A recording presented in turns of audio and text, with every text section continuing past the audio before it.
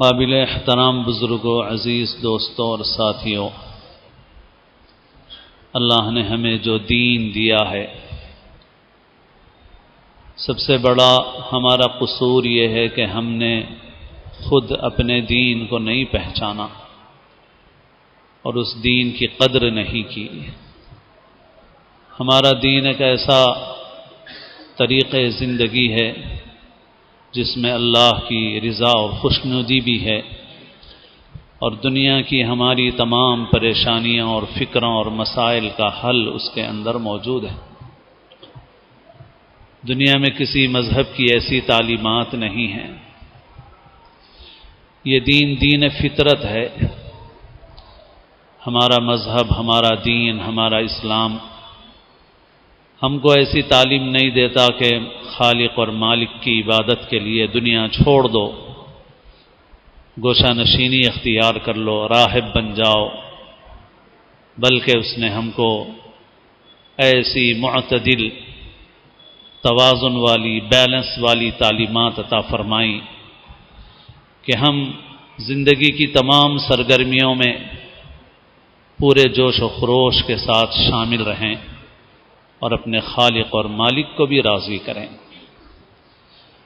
میں نے قرآن مجید کی سورہ بقرہ کی شروع کی آیت پڑھی آپ کے سامنے،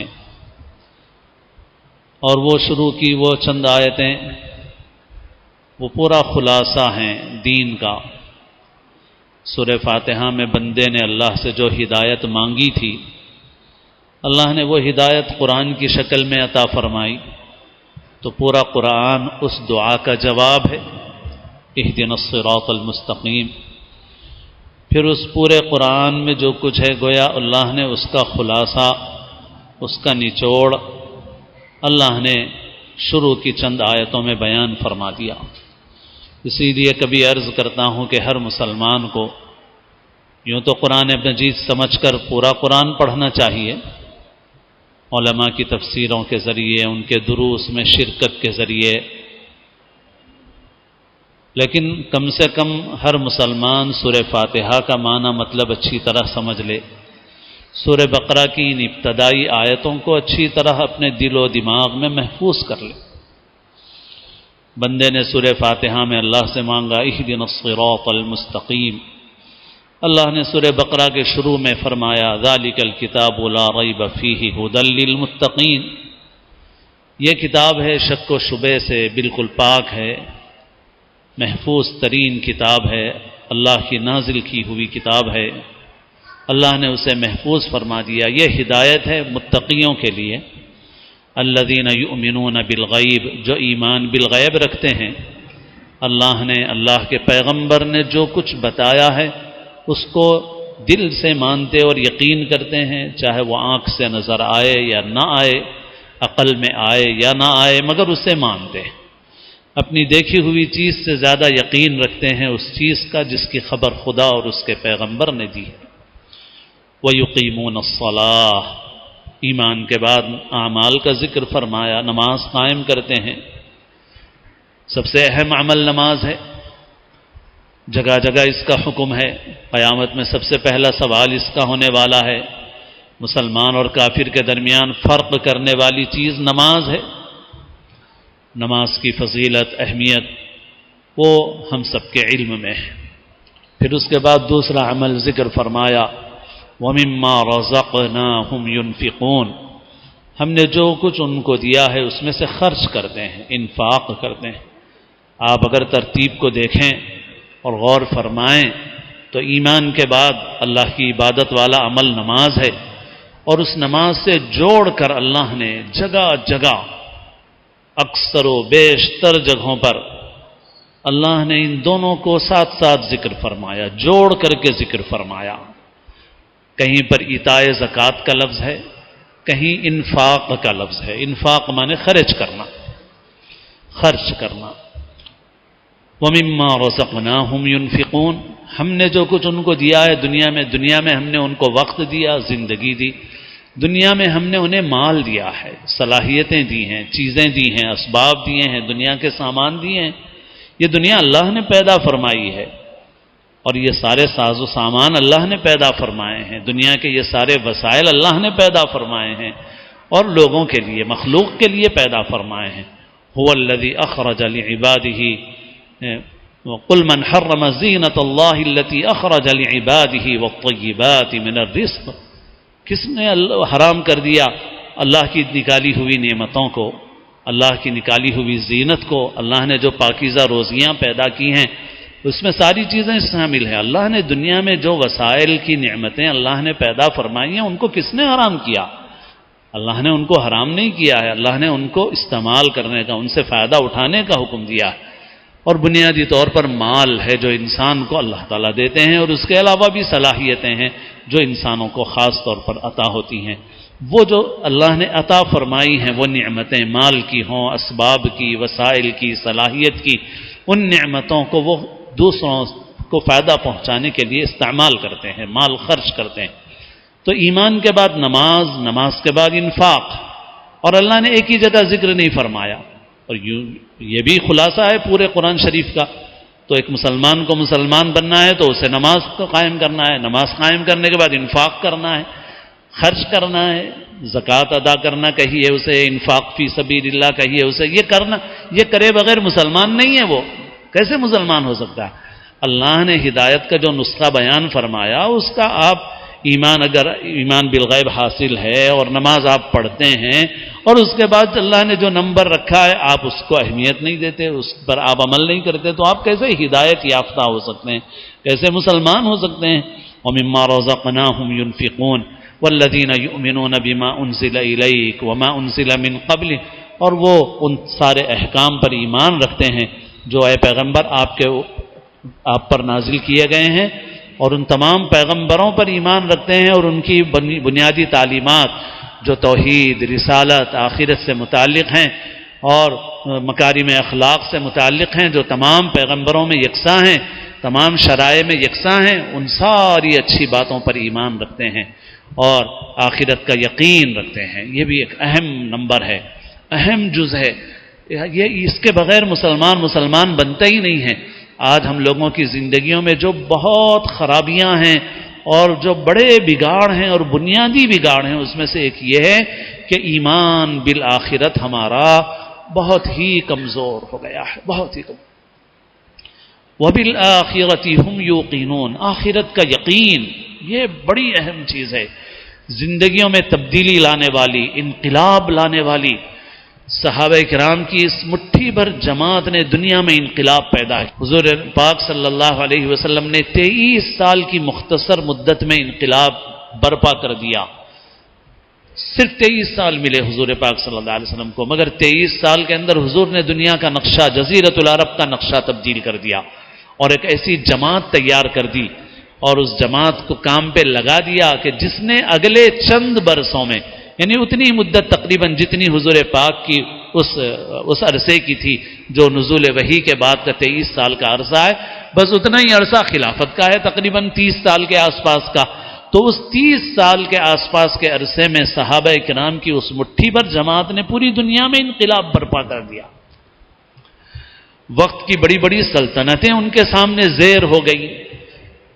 قیصر اور کسریٰ جو اپنے زمانے میں مال، طاقت، ہر اعتبار سے ایسے تھے کہ لوگ ان کا نام لے کے ڈرتے تھے، کانپتے تھے، مروب ہو جاتے تھے، مگر ان صحابہ کرام نے ان کو زیر کر دیا، سب کچھ تتر بتر ہو گیا، نہس تہس ہو گیا، مسلمانوں کے زیر قدم آ گیا۔ قیصر اور کسریٰ کے خزانے عرب کے ان بدوؤں کے پاس آ گئے اور یہاں حضرت عمر رضی اللہ تعالیٰ عنہ کے سامنے مسجد نبوی میں قیصر اور کسریٰ کے خزانوں کے ڈھیر لگ گئے۔ کوئی سوچ نہیں سکتا تھا جب حضور پاک صلی اللہ علیہ وسلم نے خندق کے موقع پر کدال ماری ایک پتھر پہ، اور اس وقت حضور نے فرمایا کہ مجھے قیصر و کسریٰ کے محلات دکھائے گئے ہیں، شام اور بصرہ کے محلات دکھائے گئے ہیں، تو اس وقت منافقین نے مذاق اڑایا تھا اور ظاہری اسباب کے اعتبار سے ان کی بات صحیح تھی، ان کا ایمان تو بھی ایمان بالغیب نہیں تھا، ان کا ایمان ظاہر پہ تھا، اور ظاہر کے اعتبار سے بات صحیح تھی کہ جن کو دشمنوں سے بچنے کے لیے خندق کھودنا پڑ رہا ہے تاکہ دشمنوں سے اپنا بچاؤ کریں، اور وہ یہ خواب دیکھ رہے ہیں کہ ان کے سامنے قیصر و کسریٰ کے محلات ہیں،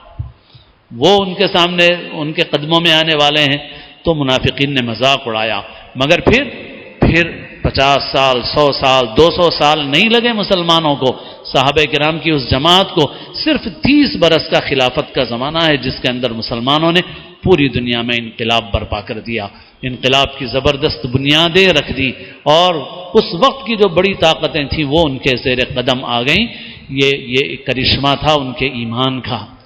ایمان باللہ کا، ایمان بالآخرہ کا، ان کی ایک خدا پر ان کے یقین کی جو طاقت تھی، اس طاقت کا، مرنے کے بعد کی زندگی پر ان کا جو یقین تھا، اس یقین کی طاقت کا۔ آج ہم لوگوں کے اندر اگر ہم بات کریں، ہم غور کریں تو ہمارے اندر جو بنیادی بگاڑ ہے وہ یہ ہے کہ دین کے اور اعمال اور احکام وہ سب اپنی جگہ بجا ہیں، لیکن جو بنیاد ہے وہ بنیاد ہماری زندگیوں کے اندر نہیں رہی، اور آخرت پر یقین ہماری زندگیوں کے اندر نہیں رہا۔ آخرت پر یقین یہ بہت اہم پہلو ہے، یہی انقلاب پر برپا کرتا ہے، اور جو مسلمان اس ایمان سے لبریز ہوں گے وہ مسلمان پوری دنیا میں انقلاب برپا کر دیں گے۔ آج ہمارے کردار کی خرابی، ہمارے اخلاق کی خرابی،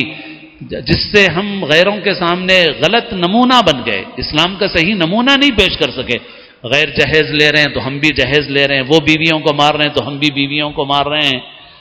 وہ جس طرح کی حرکتیں کر رہے ہیں ہم بھی اسی طرح کی حرکتیں کر رہے ہیں،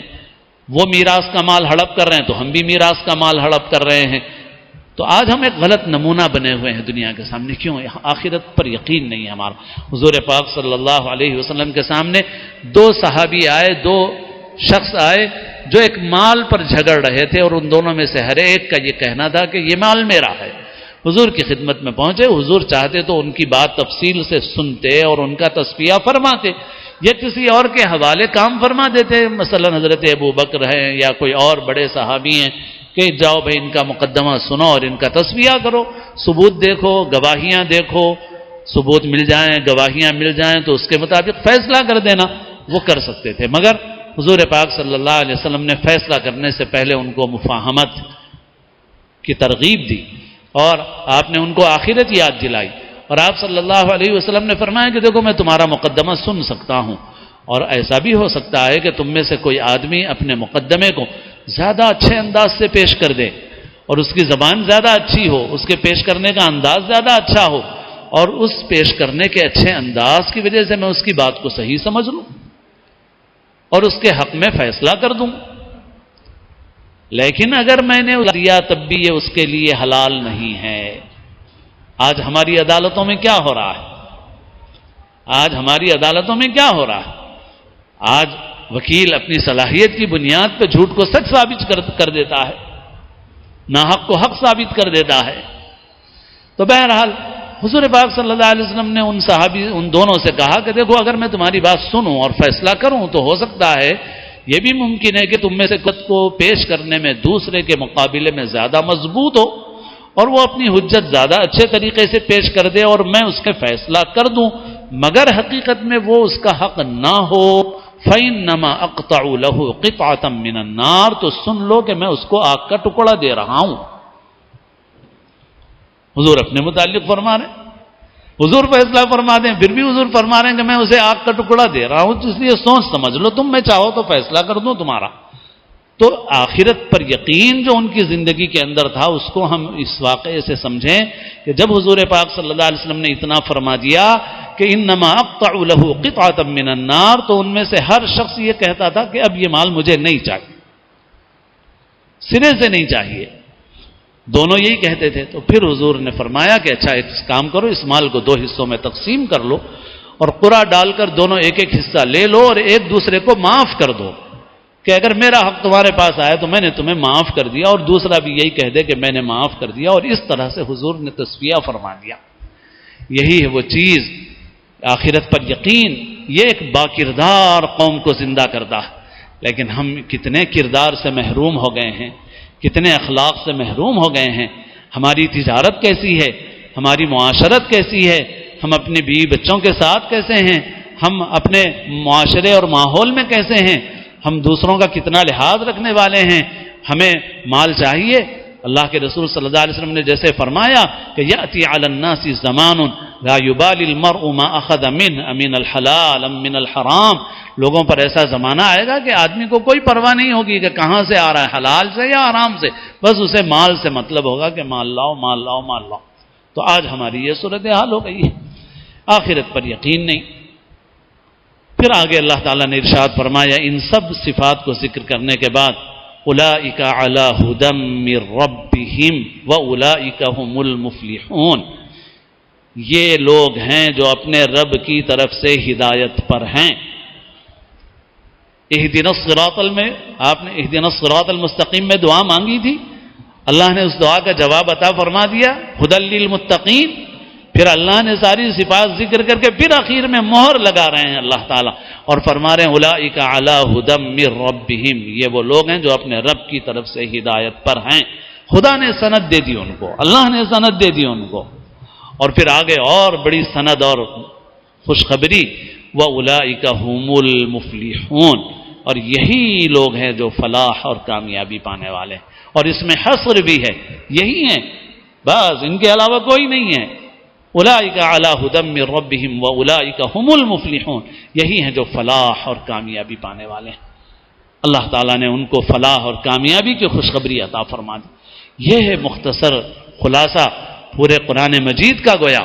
اور بندے نے جو دعا مانگی اس دعا کا مدعا اللہ نے اس مختصر مضمون میں اللہ نے بیان فرما دیا۔ ہر مسلمان کو چاہیے کہ اپنے دل و دماغ میں اسے محفوظ رکھے، اور بڑی بڑی لمبی لمبی باتوں میں جانا تو بات کی بات ہے، پہلے ان نمبرات پر غور کر کے اپنے اندر ان میں سے ایک ایک صفت کو پیدا کرے۔